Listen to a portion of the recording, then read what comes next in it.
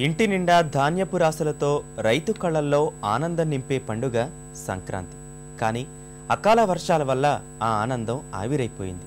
చేతికొచ్చిన పంట వారికి అందకుండా పోయింది. ప్రధానంగా గుంటూరు, ప్రకాశం జిల్లాల్లో కురిసిన కుంభవృష్టి కర్షకులకు కోలుకోలేని విధంగా దెబ్బతీసింది.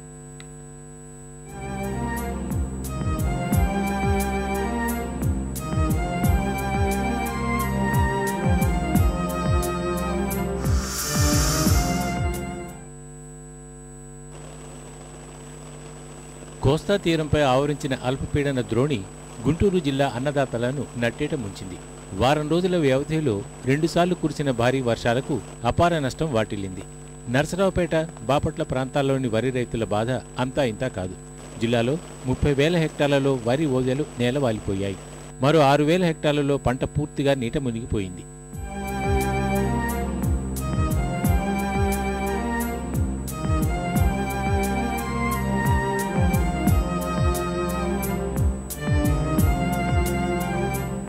అద్దెకు 3 ఎకరాలు వేసానండి.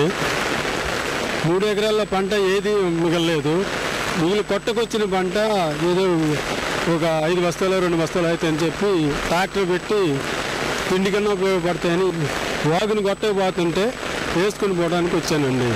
ఒడ్లు కుప్పలు పోసినట్లు కొట్టుకొని పోయినాయి. వాక్కి కట్టలు బయలుపోయి నిన్న నీళ్ళే మాకు అట్లా నీళ్ళలో ఉన్నాం. మేము అంతా ఆగవాగం అయిపోతుంది. నీళ్ళగా రోడ్ల మీద గింజలే అల్లాడిపోతున్నారు జనం. ఒక కూలని పెడితే ఎవరు రావట్లే, ఎవరి వాళ్ళు చూసుకుంటున్నారు. బస్తాకి 50 రూపాయలు ఉన్నా కూడా ఎవరు రావట్లా. ఆ పరిస్థితిలో ఉన్నాం మేము. రాత్రి ఊరు మొత్తం అసలు కొండ మీద మోగ తీసి వండుకున్నాడే లేరు. అసలు మునిగిపోయిందండి. మొత్తం నీళ్ళమయం అయిపోయింది. కుప్పలేసాం కానీ ఉపయోగం లేదు. గడ్డి పనికిరాదు, గొడ్డకి తినడానికి ఒడ్లు లేవు. అకాల వర్షం మిగతా పంటలను దారుణంగా దెబ్బతీసింది. జిల్లాలో 9,000 హెక్టార్లలో మొక్కజొన్న, 1000 హెక్టార్లలో జొన్న, 8,000 హెక్టార్లలో పెసర, మినుము, 1000 హెక్టార్లలో శనగ పంటకు నష్టం వాటిల్లిందని అధికారులు ప్రభుత్వానికి నివేదించారు. వానధాటికి మిరప పంట పూర్తిగా నానిపోయింది. ఫలితంగా పిడుగురాళ్ల, మాచవరం, దాచేపల్లి, నర్సరావుపేట, చిలకలూరుపేట ప్రాంతాల్లోని మిర్చి రైతులు గగ్గోలు పెడుతున్నారు.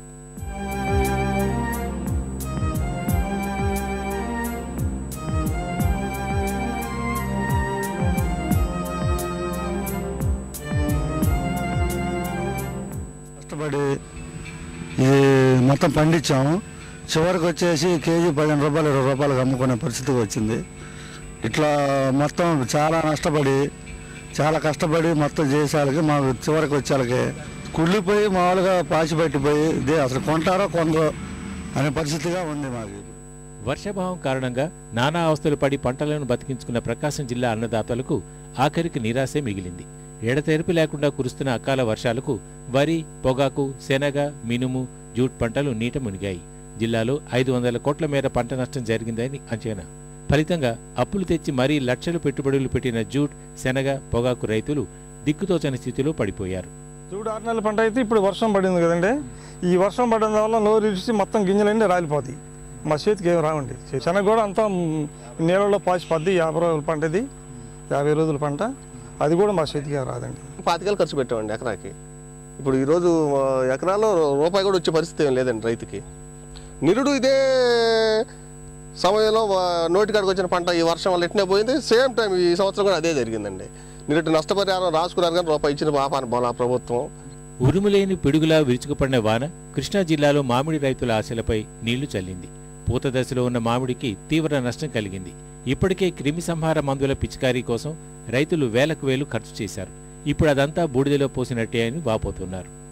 మందు కొట్టి 3 కోటలు కొట్టాము. ఇప్పటికి కొట్టిన ఫలితం లేదు. ఈ వాన వచ్చే ఉపయోగం మీద మొత్తం పూత మాడిపోయింది. పంట కింద పడిపోతుంది, రాలిపోయి. భార్య భర్తలు ఎట్టా బతకాలు కూడా అర్థం కావట్లేదండి మాకు. కృష్ణా జిల్లాలో మిర్చి, మినుము, పొగాకు పంటలకు కూడా వర్షం చేటు చేసింది. వరి కుప్పలపై ఉన్నందున పాక్షికంగా తడిచినట్టు రైతులు చెప్తున్నారు.